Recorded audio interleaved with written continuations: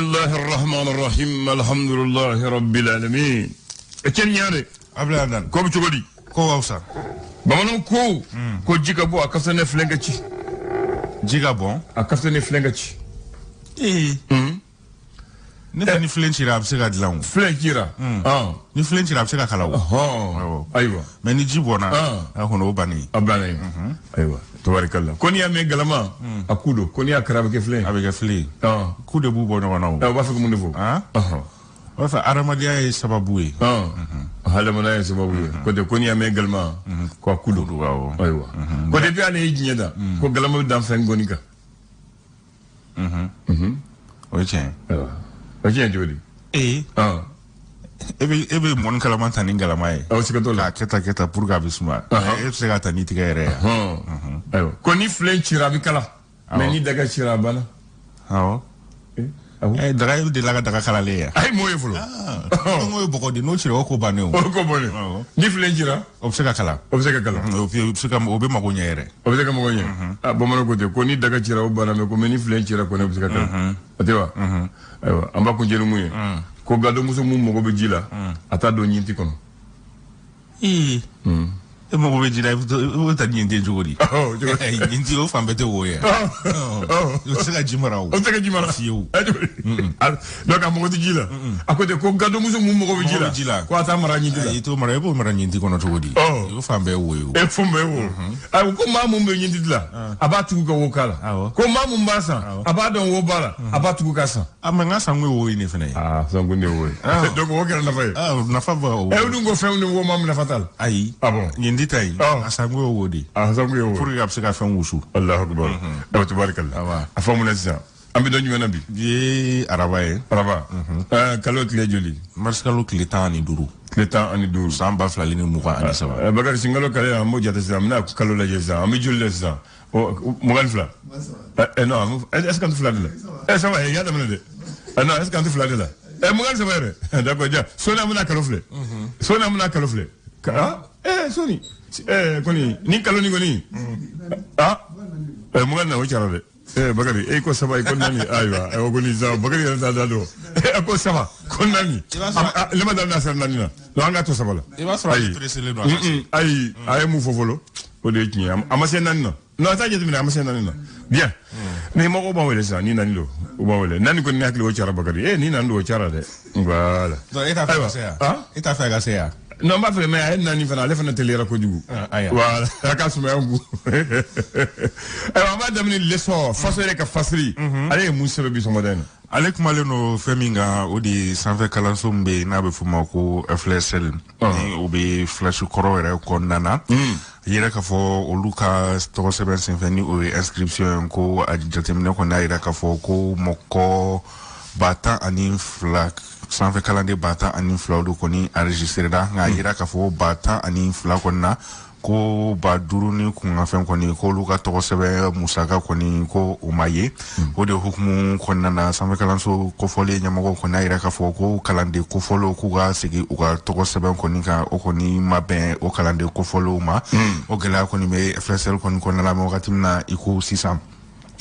Esor Alibiana beto ɲɔgɔn fɛ min bɛ tali kɛ Edji ale kɔni baaraw taabolo hukumu kɔnɔna na ni ye fasodenw tɔgɔla tɔn 37 olu kɔni wakilinata kɔni di wasa Edji ka baara kɔni taabolo bɛ se ka ɲɛ Esor ale ka laseli don l'indépendant ka laseli ye jumɛn bi sɔmɔdana indépendant ale kumalen no fɛn min kan o de Move Africa Mali tel ale ni Orange Mali olu kɔni ko ye laɲini dɔ kɔni kɛ kiri tigilamɔgɔw fɛ ka kaɲa ni Erekoma tɛmu mɔgɔw ka laɲini kɔni ye ni o ye fasodenw kɔni tɔgɔlatɔn dɔ kɔni ye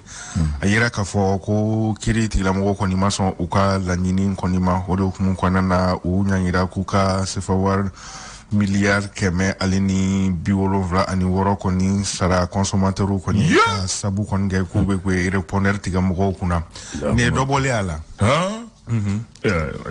manga willa et puis laseliw y'a yira fɛnɛ k'a fɔ ko ni musaka kofɔlen min fɔlen filɛ nin n'u ka ɲi ka sara consommateur kɔni k'a bɛ se ka kɛ sababu ye don n'a nataw la ka gɛlɛya kɔni don ni cakɛda kofɔlenw ka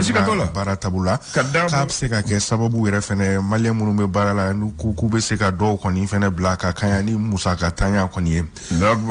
indépendant ale ka ala ka miso toro ami ayo mais o ribna di ñuma on de ma fo consommateur est-ce que buna damo aya o fana kele bina wuli wala de aya ami ñini ngal ko ayo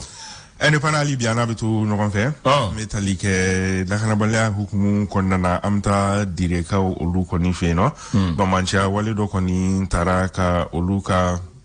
e poliso koni sekere ayira ka foko sergent police kile ale koni nintura ala ale ni gendarme kile ko o koni jogina kosobe indépendant alibi anabeto nyoko he ayira ka fo mime talike siraw cheni hukumu konnana kay marala sifundo ko kembe ka lasedi kon ke ko nin kalo kile mu kon koni ku kon bena kay sira bela jelen koni bloqué indépendant alibi anabeto non fait yere ka fuku ga tasa bafla lini ta ani shekina kana blasam bafla alini mukan ani flala mi sipri aleka segasegalu koni sinfa yere ka foku jen koni konnana krenkren ala farafina konnana ko mali koni joro flana koni soro marama fen olu koni sanina tubarikalla mais l'indicateur de renouveau awo ale ko di indicateur de renouveau ale kumale no femin ka oye bamanchi wale koni segu mara konna ko kunu shufe mi bamanchi wale kon tara ka nyashi polsu koni daga yoroma mi segu mara o konnana ali bi ani indicateur de renouveau beto nyon fe sisa amta nyono ka olu fe no olu ka si dala moko koni ni o population olu koni be ka fodi koni taga nyashi anga finti la ka koni ma ame wakati mna iko sisa koka kayani uka wuleka jo alini lakana nani koni nyono konnana indicateur de renouveau alibi anabeto non fait mi politique tombe na fuma ko far anka wuleni ale nyama koni modwo sidibi ame wakati mna iko sisa le konbe tamana negela ka olu ko fe tama koni sinfa ira ka foko deme kon kan ataka nyashi finintegila ka ma nga ira ka foko na ko fintigila ka abe ka foka kayani fintigila ka ira ka wulika jok ko ka ira ka foko fintigila ka ira ko institution de do ko jamana josi mbado do ko do kuma konna ale ko ko ukoni ni deme kaka indicateur de renouveau alibi anabeto no fait mi anga jaw aleni anga fengoro olube sekataka do bala chokomina ho kondana États-Unis ale lasigide somin koni be anfe Bamako no ale deme kon taganya shi CNCM koni mani oye Centre National de Cinématographie du Mali États-Unis ambassade deme taganya shuma o ka deme mena ganyo ku yere deme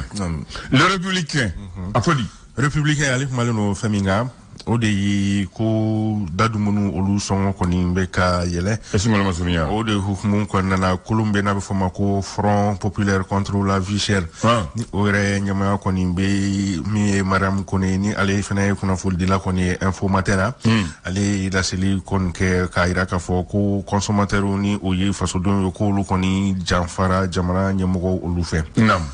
républicain amego ya wele fangana ne amego ya wele kriblona John yem to muzo to vobe maram koni mo me muna pasa ni fo ko ay kuma do fo go ya wele ne o me na to lo na gogoro kandala aywa d'accord e be clédian républicain libiana beto no fe ni tungurange oluka hake koni lakana ni koni sedao espace koni konnana yira ka fo mi AME ni oyi association malienne de l'extérieur olu koni planti koni do mi Niger ale koni contre la sedao ale kiriblo nyama ayi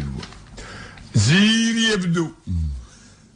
Hebdo ale Zire ale kumale no femin kam wejme o de ama wakati mina ikusa ko tomok ka ulu koni fe no ko demson koni juko koni tobe ka chen kata afe otanyuma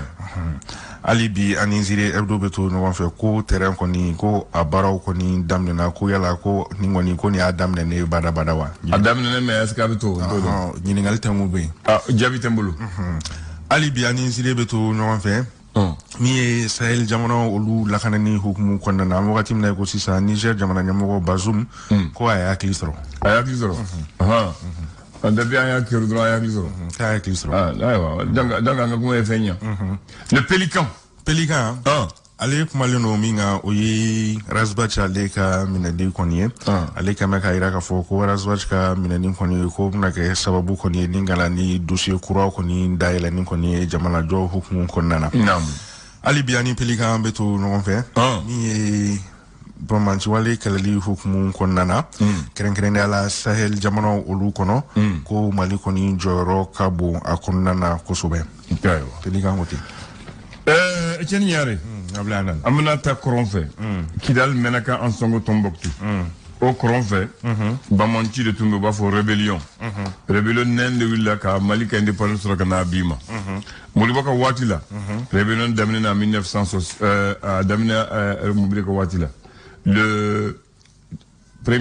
la première rébellion d'amener le 29 novembre 63 Kasro Modibori Fangana. Katana info le 17 août 1964. Quelle est bana? Modiboko, façon est quelle façon est quelle ni malfata façon kama, ambe malfata kama. Modibo, alini dibisilas jara, ko ayi, digiti kana. On combat la force par la force. Oui, quoi, c'est oui, vous quelle, kananouye. Faut ko ambe fasola kele bana akor ma signé bamanci de ko bon bamanci en amboro hakela ci sango vraiment akani aba feke di kawla engrais malien engrais kele angabe donc usona ubundele fanga de yira fanga donc o watina uluko usona uluka nyema yere minena kanado kasole donc o rébellion folo ni en 1963 Zaid Aga Taher Aladi Aga Allah ani Younes Aga Yuba lu de akebagayo moribo ko kele négociation tala de na ya fanga yira la me fanga yira la mais frofu te kele la kele ko non seulement ayuke et non seulement kele bana 22 septembre 64 moribo ka be ke kidal kayira kidal malien awo ale o ke ay no fle mana ko mina kele de afro ya famo o folo flana damna wadimina le 28 juin 1990 Kasro Moussa de Bifangana Kasro Moussa fangala ba feke bam parce que ko lew ko maga sa sege donc we ada matake Moussa yu wele ko ambe Mali ngata ñu utara ñu woné Algérie ou Benaka ils ont signé les accords de Tamaracet du 6 janvier 91 donc depuis o damna am herasoro parce que ko kanga diminuer ou ka yoro ka yoro créer ka faveur couille. Donc ça c'est les accords de Tamaracet. Ça c'est en 90. En 90, mon moyen Malfata Fanga Koso, ouais Mamadou Husseini, Lassana Ould Bol, Mohamed Ould Meidou, Al-Haj Gamou, Agali Agalambo, Yad Agali, Abdurrahman Galla, Rissa Agboula. Nous de Winnie Mayo Watina. Anu nous bena, ayep unana, Kasro. Accord signé. Coup d'état Kara Moussala. Donc, à Tété Nana, à Kobo Aena, en Bikuma. Donc, ils ont signé le pacte national en 1991. Voilà, il y a des Nana, Gamou donne ce dossier là, Oulumeidou donne ce dossier là. Oulumeidou, Gamou, allez général, il y avait Mali Laziza. Oulumeidou, te donne que gouverneur, il doit aller faire général. Mais Ouluko, Oulé Horoy. Ouluko, Oulusona, Ouloukumana, ou kandi ou malfa bla ou ti segere belona depuis wala phobie ou ko ndo fasola mais to ko ne murutira halisa o segere ambola do mu nekara 23 mai 2006 rebellion d'Amena Tougni avec l'attaque de Meneka et de Kidal ya fa mo donc rebellion d'Amena mo jone adamne Ibrahim Ag Bahanga Hassan Ag Fagaga Alhamda Ag Bibi pour lui adamne ko alliance démocratique du 23 mai pour le changement et mon avis ay o fana to wele antara Algérie kelena antara kumake ay o bengangalen signé l'accord du 6 et du 4 juillet ko kelebana et kelemeba jasmer ambe muna 17 janvier 2012 kasora atete be fangala duguni emela nana jonne bu ñefe duguni o yad kelenkeleni donc o yad kelenkeleni ale de bu ñema duguni ya famu kele damena duguni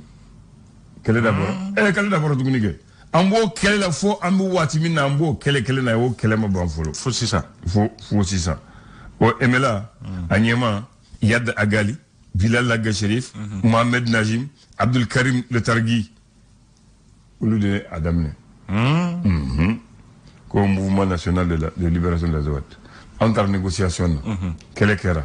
fan chama bina coup d'état kera maintenant on a mon kera on tara wagadu ay négociation ke ko anga segi Kidal élection kera mais halibi Kidal makantay halibi o kele ambo kolol mais accord signé na o ma kɛ donc sisan élection kɛra asɔrɔ transition na tuguni i bɛ ka nana i bɛ ka y'a daminɛ ko négociation accord d'Alger o ye kalo 8 de kɛ ta ka segin la u nana o signé Bamako le 15 mai ko o bɛ kɛlɛ ban pewu o ma ban comment b'i bolo ne daminɛ bon comme nunu de malien yɛrɛ o yo olu de awon mi location na olu bolo cogo di rebelle nunu olu de tɛ malien an mi location na olu bolo ala bɛ ban don ma fura kɛlɛ de o négociation nin bɛɛ kuma caman ni ne y'a faamu n ko ne kɛlɛ mun sɔrɔ kɛlɛ de b'o ban négociation nin fɛn nunu bɛɛ kuma mun